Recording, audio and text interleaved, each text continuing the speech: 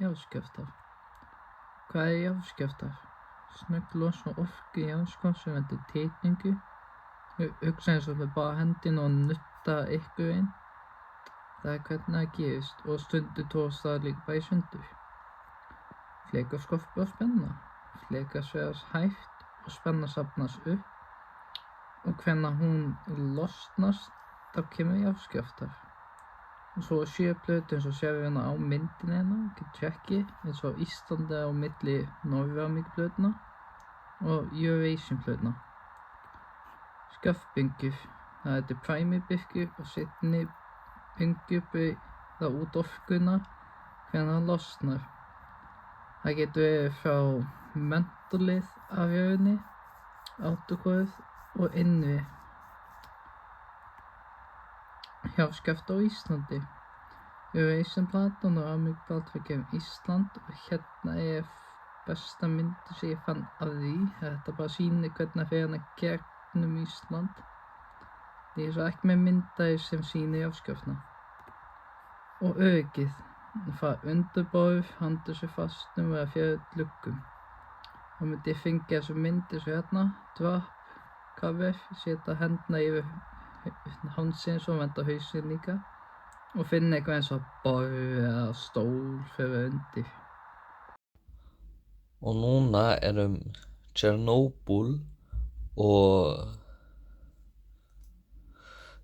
þá hvað gerðist? Tilraunin sem var reynt að gera var í kjarna 4 og það var reynt að búa til gera eitthvað og það var sett orkuna of lága þannig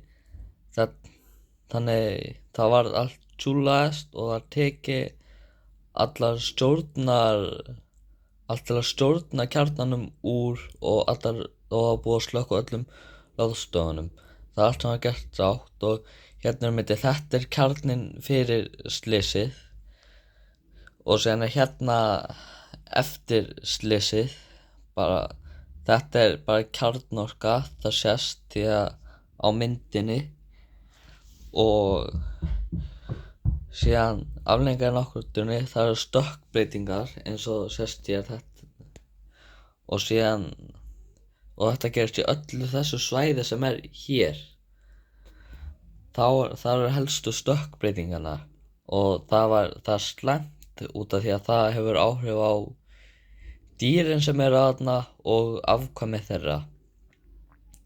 Og síðan afleiðingarnar hjá mannkyninu, það var auðvitað rýmingin í Pripyat sem var 30.000 manns rýmd og það þurfti að loka fyrir kjarna eins og sést. Þetta er kjarnin bara rétt eftir sprenginguna og þetta er þá bara nýlega.